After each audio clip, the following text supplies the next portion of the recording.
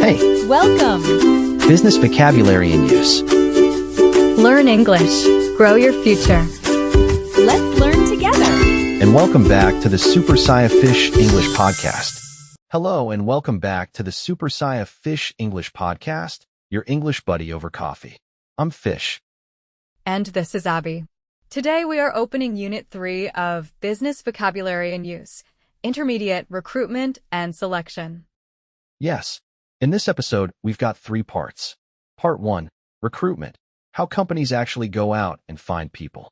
Part 2, Applying for a job, CVs, covering letters and application forms.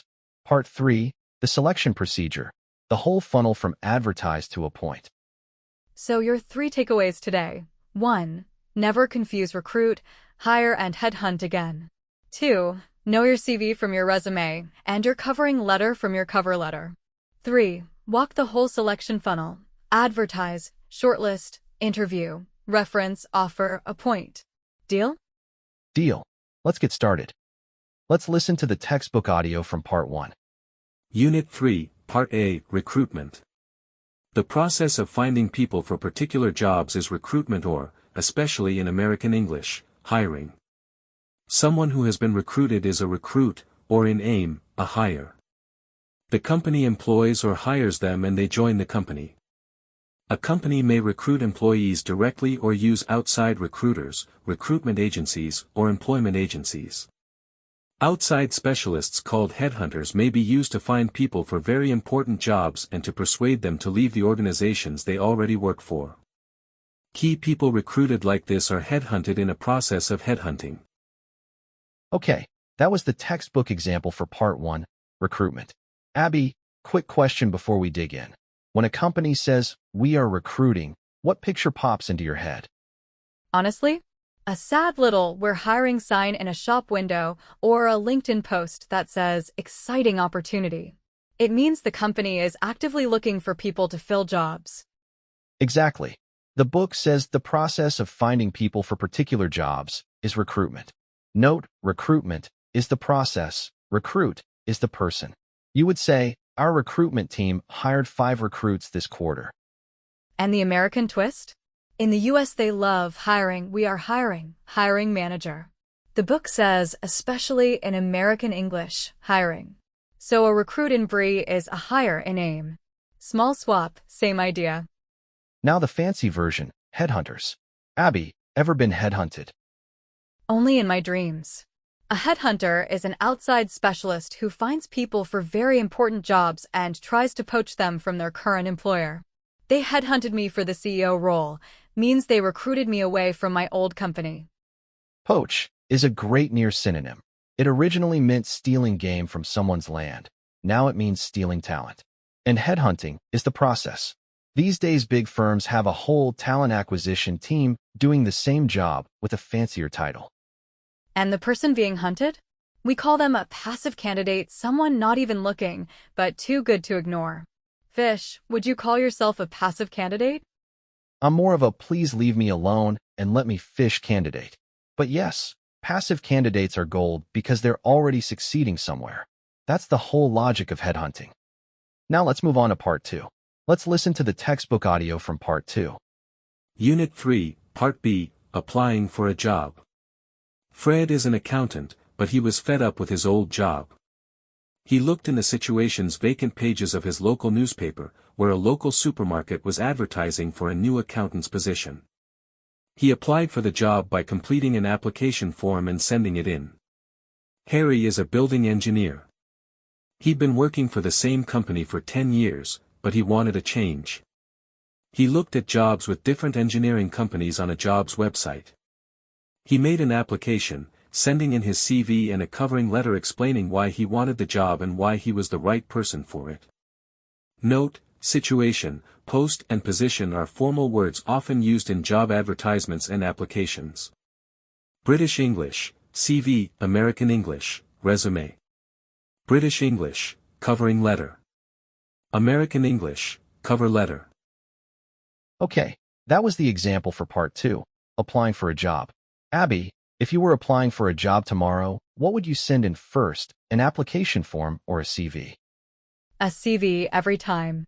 The book says a CV is a document describing your education, qualifications, and previous jobs. In American English, it's a resume. Harry sent in his CV and a covering letter. That pairing is the classic application. And the American swap again. Bree covering letter, aim cover letter. Same thing, shorter. These days the covering letter is often just a short email or a 2-line note in the application form. Nobody writes a full page anymore. Remember Fred? He used an application form, not a CV, because some jobs, especially retail or admin, ask you to fill in their own form. He applied for the job by completing an application form. So form versus CV is a real choice. And where do you even find these jobs now? The book mentions ʻsɪtʃueɪʃənz vacant pages of a newspaper, very old school. Today it's job boards, company career pages, or LinkedIn's Easy Apply button you click at 11 p.m. The prospective employer line is my favorite, a document you send to a prospective employer. It just means the company you hope will hire you. Fancy word, simple idea. Fish, did you ever send a covering letter? Once, and I'm pretty sure the hiring manager never read it. But the point stands. The covering letter is where you argue, I'm the right person for it. That's the line straight from the book. So it's worth one good paragraph. Now let's move on to part 3. Let's listen to the textbook audio from part 3. Unit 3, Part C, Selection Procedures. Dagmar Schmidt is the head of recruitment at a German telecommunications company. She talks about the selection process, the methods that the company uses to recruit people. We advertise in national newspapers and on the internet. We look at the backgrounds of applicants, their experience of different jobs and their educational qualifications. We invite the most interesting candidates to a group discussion. Then we have individual interviews with each candidate. The head of the department is also present. We also give the candidates written psychometric tests to assess their intelligence and personality. After this, we shortlist 3 or 4 candidates. We check their references by writing to their referees, previous employers, teachers, and so on that candidates have named in their applications. If the references are okay, we ask the candidates to come back for more interviews. Finally, we offer the job to someone, and if they turn it down, we have to think again. If they accept it, we hire them. We appoint someone only if we find the right person. Note, Internet is sometimes written with a capital letter when it is a noun. Internet, mostly AIM. Okay, that was the example for part 3, the selection procedure. Abby, Dagmar just walked us through the whole funnel. Can you name the steps in order? Sure. Advertise, invite to a group discussion, individual interviews, psychometric tests, then shortlist, check references, offer, and finally appoint. That's the full journey from we posted a job to you start Monday. The verb shortlist is the star here. We shortlist 3 or 4 candidates. It means cut the pile down to a small final list. You can say, I made the shortlist when you're one of the few left. And referees versus references, easy to mix. A referee is the person who gives you a reference, the actual letter or check. The book, we check their references by writing to their referees. So referees write references. Then the ending verbs, offer, turn down, accept, appoint. We offer the job to someone, and if they turn it down, we think again. If they accept it, we hire them. We appoint someone only if we find the right person. Offer is the company's move. Turn down and accept are the candidates. Appoint is the formal you're in. Modern flavor on top. These days, the group discussion is often a panel interview.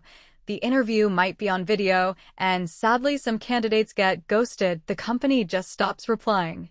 And AI now does a first screen of your CV before any human sees it. And the final offer letter you sign is basically the old, we offer the job, made official. Same funnel, today's tools.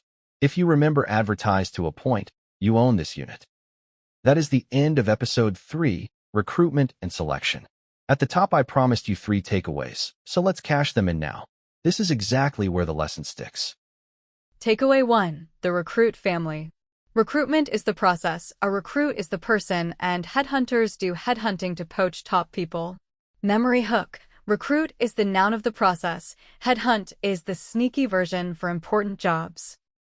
Takeaway 2. The application papers. CV in British English, resume in American English. Covering letter in BRI, cover letter in AIM. And some jobs want an application form instead. So next time you apply, you know exactly which document is which. Takeaway 3. The selection funnel. Advertise, group discussion, individual interview, psychometric test, shortlist, reference check, offer, turn down or accept, and appoint. The classic traps are mixing up referee with reference and saying we hired when you mean we appointed. Nail that funnel, and your English sounds like someone who has actually sat on both sides of the table.